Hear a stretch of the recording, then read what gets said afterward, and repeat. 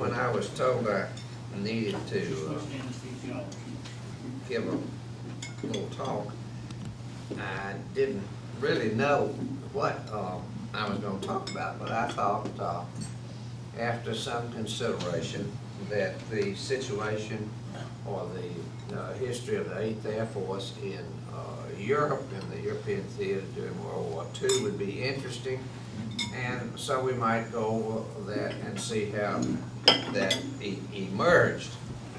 Now, I'm going to be a little bit personal about this, which perhaps isn't the usual. But while I was thinking about, I thought about a number of things I might talk about. I was reading the paper, and I heard from the TV, which was on, I heard the words Hardy Mitchener, and I wasn't looking at the TV, but Hardy Mitchener was my first cousin. He was my wife, my mother's sister's son. And I looked up, and there was the tail end of some information about how he had been a prisoner of war, had gotten shot down, and people from the stories of people who had been prisoners of war.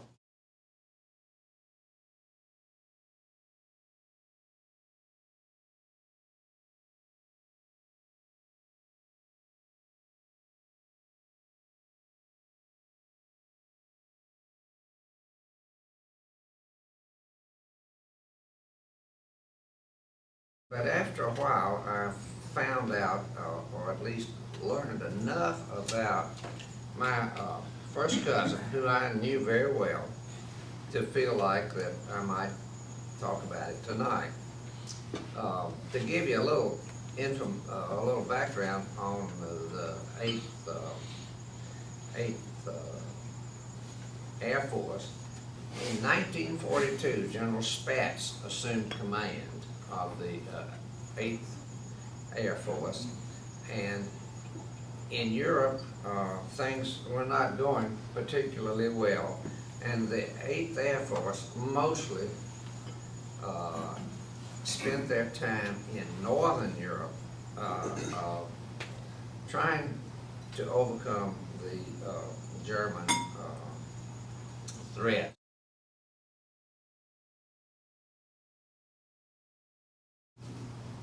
Popular or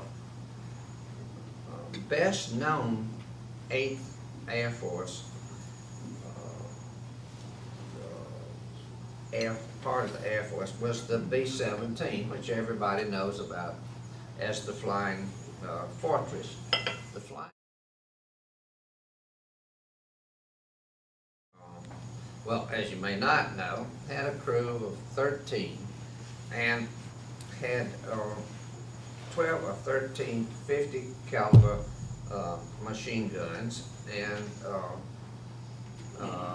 this was the primary and most well-known part of the 8th Air Force. There were other planes that were involved in the 8th Air Force, and we had light bombers. Light bombers were 2-engine bombers, and we had the Fighter Command, which was the P-47, the P-38, and the P-51, and of course the old P-40. The P-40 was the Warhawk, which I might say was the largest produced airplane in the. Now, as far as the Germans were concerned, the Luftwaffe had taken a different attitude about what might be the best way to oppose the Allies. And the Luftwaffe took the attitude that we're going to be fighting in Europe, in Eastern Europe. We're not going to be fighting anywhere else. So we should have fighters, good fighters, and we should have planes, bombers that are called light bombers. These planes were, of course, as everybody knows, was the Messerschmitt and the WWII. These were fine planes. They were equal in every way to American planes, and that includes the P-51s and the P-38s and the P-47s. And before the P-51, the Mustang was fully developed, the Americans and the British had reached a point that attrition amongst the planes that were doing the bombing, either during the day, American planes, or during the during nighttime, during the when the British the RAF was bombing, the attrition amongst these planes was too great, and there was considerable. There was a considerable amount of attention given to the idea of simply stopping the American and British attempts to do any significant, or at least do damage to the Germans that would justify the loss of planes. The planes that the United States and the British sent often would have losses of 40%. The attrition there was unacceptable. So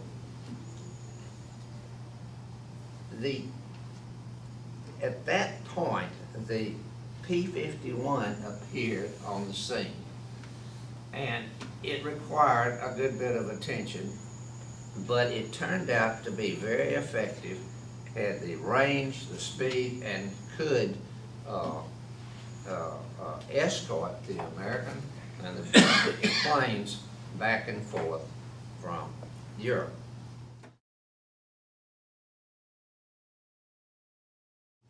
Luftwaffe was concerned. They were doing fine. They had two planes that were very fast, that were quite able to take care of themselves. They also had, interestingly enough, the famous German 88, which was probably the best